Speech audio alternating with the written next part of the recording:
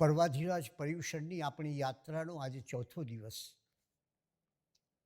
અને આ ચોથા દિવસનો જે મહિમા છે તે અનોખો છે. આજે ઉપાશ્રયોમાં શ્રી કલ્પસૂત્ર ગ્રંથનું વાંચન થશે, અને આ ગ્રંથનો કેટલો મહિમા છે. આપણે ત્યાં કહ્યું છે કે વિતરાગથી વડો ન દેવ. વિતરાગ પરમાત્માથી કોઈ મોટો દેવ નથી, કોઈ મોટો ઈશ્વર નથી. મુક્તિથી ન મોટું પદ. તમને કોઈ પણ પદ પ્રાપ્ત થાય એ બધા પદો કરતાં મુક્તિ છે એ સૌથી મોટું પદ છે. શત્રુંજયથી ન વડું તીર્થ,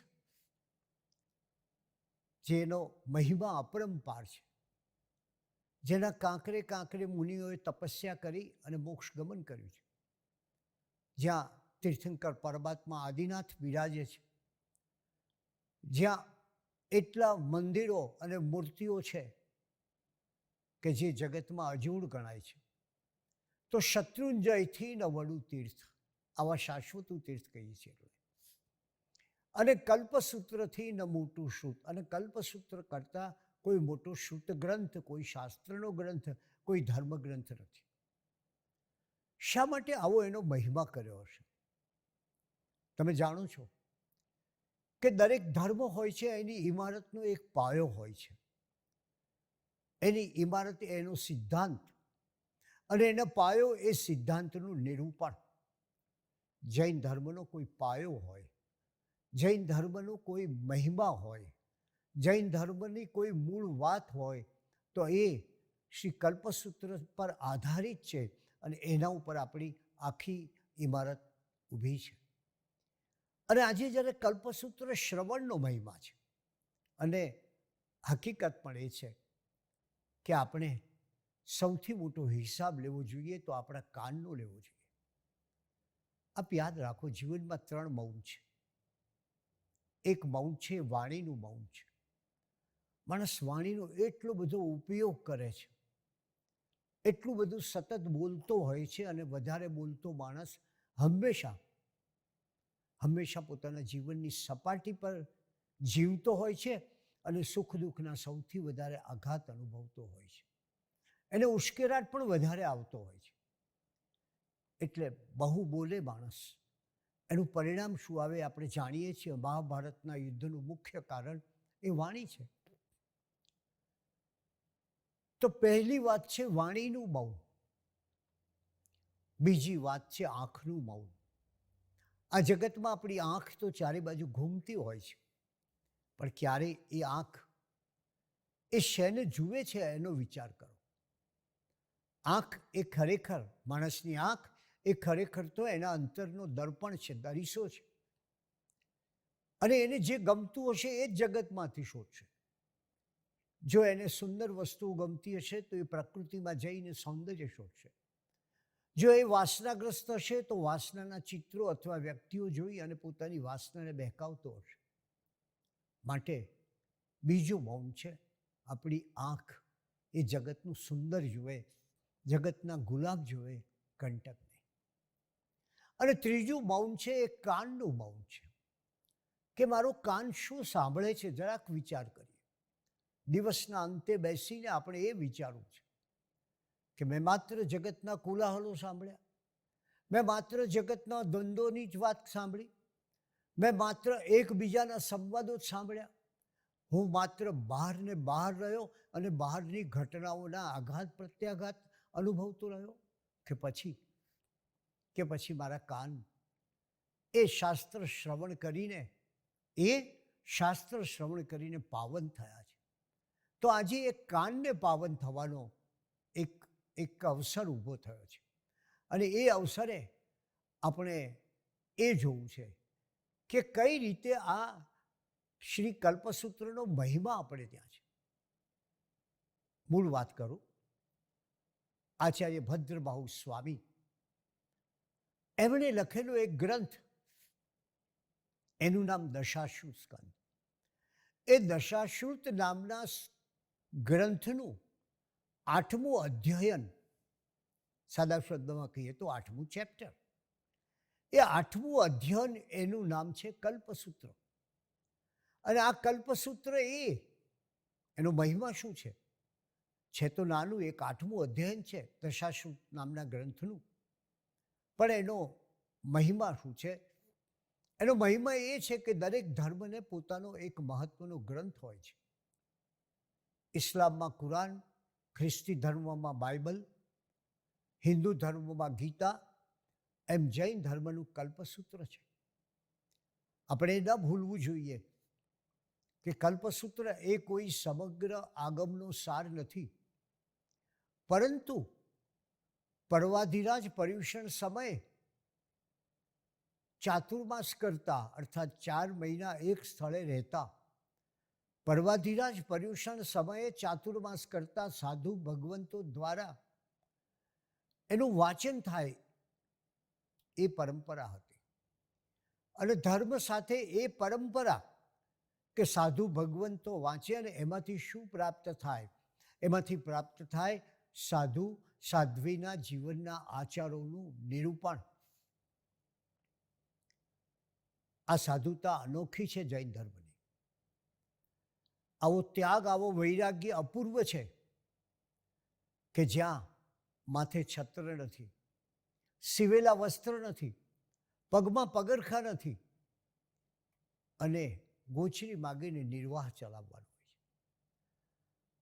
માનવ કેટલો સ્વાતંત્ર્ય થઈ શકે, સ્વાવલંબી થઈ શકે, સત્યનિષ્ઠ થઈ શકે, એનું કોઈ ઉદાહરણ હોય તો એ આ સાધુતા છે. તો સાધુ સાધ્વીના આચાર પાલન એની વાત છે આમાં. આ ચાતુર્માસ દરમિયાન એમને કેવા આચારોનું પાલન કરવું. જૈન ધર્મ એ આચારનો ધર્મ છે, માત્ર વિચાર નહીં. મોટા મોટા વિચાર કરે કશું સિદ્ધ થતું નથી, પણ જીવનમાં આચાર હોવો જોઈએ. અને એવા આચારનો આ ધર્મ અને એ આચાર પાલન સાથે એ સાધુ સાધ્વીઓના આચારની સાથોસાથ મળે છે આપણને તીર્થંકરોનું ચરિત્ર. અને એટલે આમાં મુખ્યત્વે તો આપણને ધર્મની ઇમારતના પાયાની ઓળખ પ્રાપ્ત થાય છે. અને એના પ્રથમ ભાગમાં, કલ્પસૂત્રનો પહેલો ભાગ વિચાર કરીએ તો ચાતુર્માસ દરમિયાન જૈન સાધુઓની સમાચારી એમને કઈ રીતે પોતાના આચરણોની સંહિતા, એ ચાતુર્માસમાં કેવા આચરણો કરવા એની વાત હોય. એના બીજા ભાગમાં આવે છે સ્થવિરાવલી. અને સ્થવિરાવલી એટલે અગાઉ જે મહાત્માઓ થઈ ગયા એની વાત. આપણે વંશવૃક્ષ રાખીએ છીએ ને એના જેવું. એ સ્થવિરાવલીમાં સુધર્મા સ્વામી, જંબુ સ્વામી, સ્થૂલીભદ્ર, આચાર્ય કાલક વગેરે સ્થવિરોની પરંપરા આવે છે. અને આ કલ્પસૂત્રના ત્રીજા ભાગમાં, હવે આપણે મુખ્ય ભાગ તરફ પહોંચીએ છીએ. આ કલ્પસૂત્રના ત્રીજા ભાગમાં વર્તમાન 24ના તીર્થંકરોની વાત છે. કઈ ભાષામાં કલ્પસૂત્ર આપણને સાંપડે છે, જરા એનો વિચાર કરીએ. એ ભાષા કઈ છે? ભગવાન મહાવીરે કરેલી એક મોટી ક્રાંતિ એ છે કે એ સમયે અત્યંત ઊંચા ભદ્ર વર્ગના લોકો સંસ્કૃત બોલતા હતા. એટલે કે રાજા સંસ્કૃત બોલે, પણ એનો સેવક છે એ પ્રાકૃતમાં બોલતો હતો. એટલે એ જમાનામાં થોડોક વર્ગ જ હતો કે જે સંસ્કૃતનો ઉપયોગ કરતો હતો, અને બાકીનો વર્ગ એ પ્રાકૃત ભાષાનો પ્રયોગ કરતો હતો. એ કલ્પસૂત્રની રચના અર્ધમાગધી ભાષામાં થઈ છે, અને 1200 શ્લોક પ્રમાણની આ કલ્પસૂત્રની રચના છે. અને આ કલ્પસૂત્રનો પ્રારંભ આજે એટલે શ્રાવણી અમાવાસ્યાએ શરૂ થાય છે, અને ભાદરવા સુદ ત્રીજ સુધી એ ચાલે છે. સાધુ મહાત્માઓ એનું અર્થ સાથે વાંચન કરતા હોય છે, અને પછી કદાચ કોઈ વંચિત રહી ગયું હોય તો ભાદરવા સુદ ચોથે આખો 1200 શ્લોકોનો મુખપાઠ થાય છે, અને એટલે એને 12 સૂત્ર કહેવામાં આવે છે. કલ્પસૂત્રની ભાષા અર્ધમાગધી ભાષા પણ એટલી મધુર છે, એની લલિત મધુર પદાવલીઓ, અને એમાં ભગવાનની વાણીનું આપણને સ્મરણ થઈ જાય એવી સરસ મજાની પદાવલીઓ, અને એનો પ્રારંભ જ તમે જુઓ. કલ્પસૂત્રના પ્રારંભે તેણમ કાળેણમ તેણમ સમયેણમ સમણે ભગવાન મહાવીરે, તે સમયે તે કાળે શ્રમણ ભગવાન મહાવીરે પછી શું કહ્યું એની વાત કરે. આ વાક્યખંડ તેણમ કાળે તેણમ સમયે, આ વાક્યખંડ કલ્પસૂત્રમાં પ્રયોજાયું છે. તે કાળે તે સમયે શ્રમણ ભગવાન મહાવીરે એવો અર્થ ધરાવતું આ વાક્ય આમાં વારંવાર પ્રયોજાયું છે. અને છતાં એવી સરસ રીતે આવે છે ને કે તમને ક્યાંય એવું ન લાગે કે આ પુનરાવર્તન થાય છે. આની જે ભાષા છે અર્ધમાગધી ભાષા, એ મગધ દેશની, એ સમયના મગધ દેશની ભાષા હતી. 35 ગુણોવાળી સરસ મજાની એ ભાષા, માનવાચક શબ્દોથી ભરેલી એ ભાષા, અતિશય સંસ્કારથી ભરેલા વચનોવાળી ભાષા. ભગવાનની વાણી પણ આ જ ભાષામાં વહી છે, અને તમે જુઓ કેવી મધુર ભાષા છે. આ ભાષાના શબ્દોની ખૂબી જુઓ. આપણે કોઈને ભોજન માટે બોલાવીએ તો આમ કહીએ કે જમવા આવજો, કોઈ વળી હોય તો કે ખાવા આવજો, કોઈ કહે કે સાથે જમીશું આપણે. અહીં એ ભોજન માટે જે શબ્દ વપરાય છે એ સ્વામી વાત્સલ્ય વપરાય છે. પરસ્પરને વાત્સલ્ય વહેંચવાનું છે, અન્ન નથી વહેંચતા, પણ પ્રેમ વહેંચો છો. અને પ્રેમ કેમ વહેંચો છો? સાધર્મિક ભક્તિ શબ્દ છે. એનું કારણ જે છે કે આ ધર્મનો પાયો એ પ્રેમ છે. અને આ કલ્પસૂત્રની ભાષામાં પણ એક પ્રકારના આદર અને માન છે. એ સમયમાં અનેક વાદ વિવાદ ચાલતા, અને ત્યારે આપણે જાણીએ છીએ કે પોતાના વિરોધી ઉપર એને મૂર્ખ કહેવામાં આવતા, અને પોતાના શિષ્યને પણ મૂર્ખ કહેવામાં આવતા. અને એવે સમયે ભગવાને કહ્યું ભંતે પ્રિય ગૌતમ, પ્રિય ગૌતમ. એટલે એ રીતે આની ભાષાની જે મધુરતા છે કલ્પસૂત્રની, આપણને એની મંજુલ મધુર પદાવલી એ જ્યારે પ્રાકૃત ભાષામાં સાંભળીએ ત્યારે આપણું ચિત્ત પ્રસન્ન થઈ જાય છે. અને એનો પ્રારંભ પહેલા તીર્થંકરોનો પ્રારંભ થાય છે, અને એમાં પણ જે તીર્થંકરોનો પ્રારંભ થાય છે એમાં પણ પહેલી વાત મહાવીર સ્વામીની કરવામાં આવે છે. અવળેથી છે, જુઓ તમે. અને પછી ભૂતકાળમાં ગતિ થાય છે પાર્શ્વનાથ ભગવાન, નેમિનાથ ભગવાન અને ઋષભદેવ. આવી એની રચના છે. અને એમાં તીર્થંકરોનું ચરિત્ર આલેખાયું છે, એ જ મહત્વનું છે. તીર્થ એટલે ઘાટ, કિનારો, જેનાથી આપણે સંસાર સાગર તરી જઈએ એ તીર્થ. અને એક છે સ્થાવર તીર્થ. આપણે કહીએ છીએ સ્થાવર કોણ? તો શત્રુંજય, સમેત શિખર, આ બધા સ્થાવર તીર્થ, સ્થિર તીર્થ. અને એક છે જંગમ તીર્થ, એટલે કે સાધુ અને સાધ્વીઓ. એટલે જુઓ તમે કે સ્થવિરાવલીમાં જૈન સાધુના આચારની વાત કરી છે.